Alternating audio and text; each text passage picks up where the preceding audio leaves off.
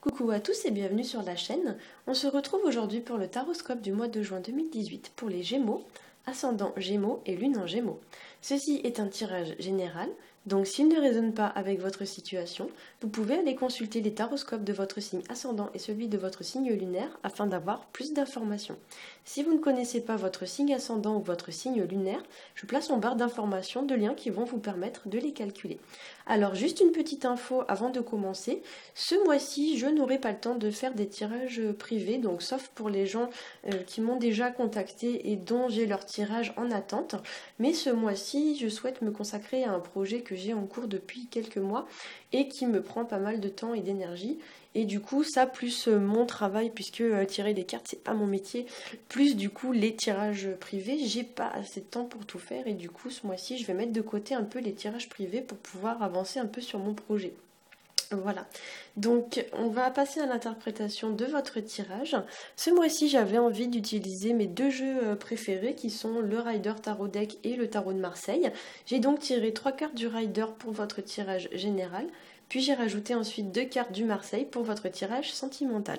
Alors, au niveau de votre tirage général, j'ai tiré pour vous la carte de la Maison Dieu qu'on appelle la carte de la Tour dans ce jeu. J'ai tiré ensuite la carte de la Force et la carte de l'Arcane sans nom. Alors, avec la carte de la Tour, on pourrait venir vous parler d'une surprise ou d'un événement inattendu qui va entre guillemets vous tomber dessus comme ça par hasard. Donc ça peut être un bon événement ou un mauvais, ça dépendra un peu de chacun.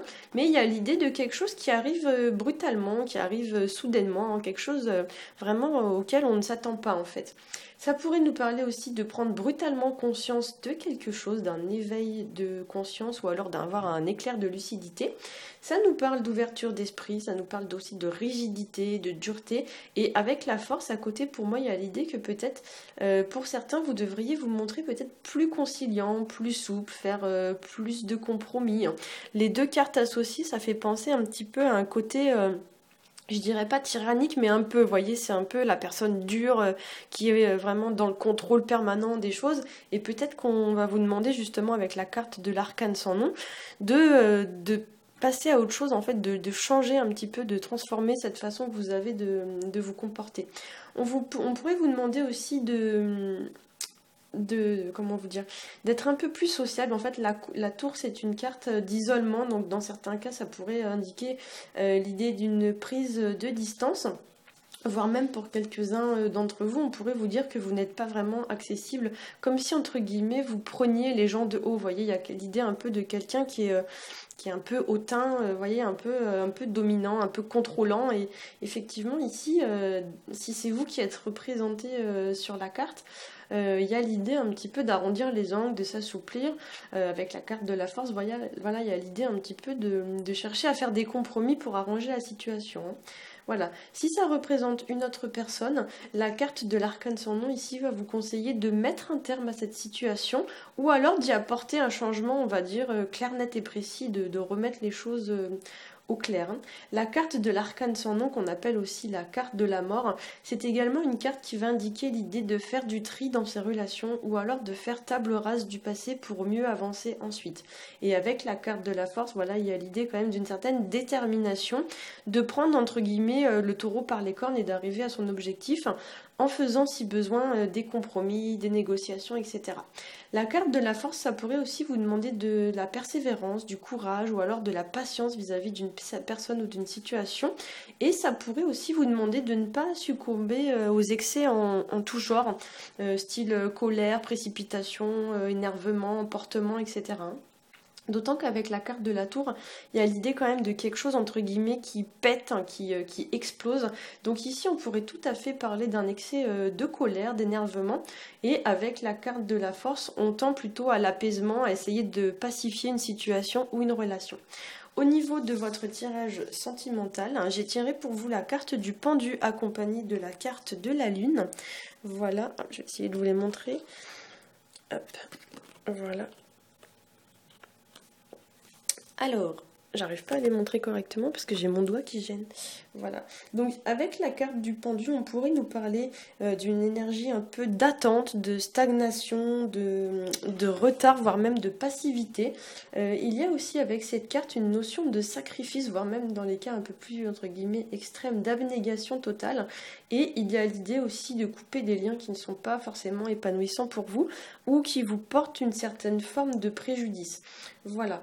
On pourrait aussi vous demander de prendre du recul vis-à-vis d'une personne ou d'une situation, visant à y réfléchir ou visant à vous demander aussi peut-être voilà, de penser un peu plus à vous qu'aux autres, comme si voilà, vous aviez tendance à trop vous sacrifier pour les autres et que ce mois-ci on va vous dire ben voilà, prends du temps pour toi, ne te sacrifie pas pour les autres.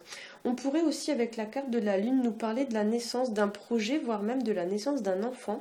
Et avec le pendu, il pourrait y avoir ici un problème entre guillemets de timing, comme si les choses n'allaient pas forcément arriver en temps et en heure, donc soit plus tôt que prévu, soit avec du retard, etc. Car la carte de la tour vient un peu renforcer ce côté inattendu d'un événement qui arrive un peu par surprise. Donc là, ouais, effectivement, si vous attendez un enfant ce mois-ci, ou si vous attendez voilà, la venue d'un enfant, il est possible qu'il y ait un problème de timing. La lune, ça nous parle aussi de tension, de stress, de peur, d'émotions qui nous submergent. C'est aussi la carte qui va représenter le mental un petit peu, on va dire, obsédant. Enfin, il y a l'idée que votre mental, ça cogite beaucoup, vous vous posez pas mal de questions, limite ça vous empêche de dormir. Vous voyez, c'est vraiment les choses qui tournent et qui tournent un peu dans votre tête.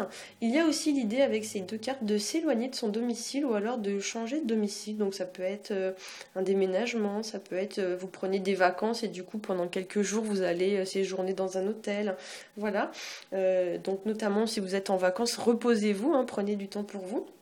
Ça peut nous parler aussi de mettre une situation au clair, une situation qui serait un peu confuse, un peu trouble. Et là, il y a l'idée un petit peu d'éclaircir cette situation, d'autant qu'avec la carte de la mort, enfin de l'arcane sans nom, c'est vraiment une carte de profonde transformation. En fait, cette carte, elle symbolise pas spécialement la mort au sens propre du terme, mais elle indique un petit peu l'idée d'un changement irréversible.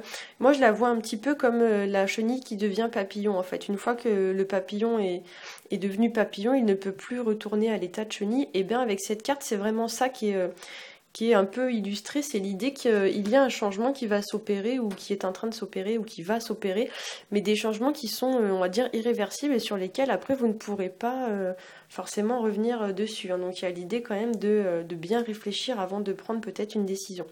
Voilà, j'espère que ce tirage vous aura plu. Si c'est le cas, n'hésitez pas à liker, à partager et à vous abonner.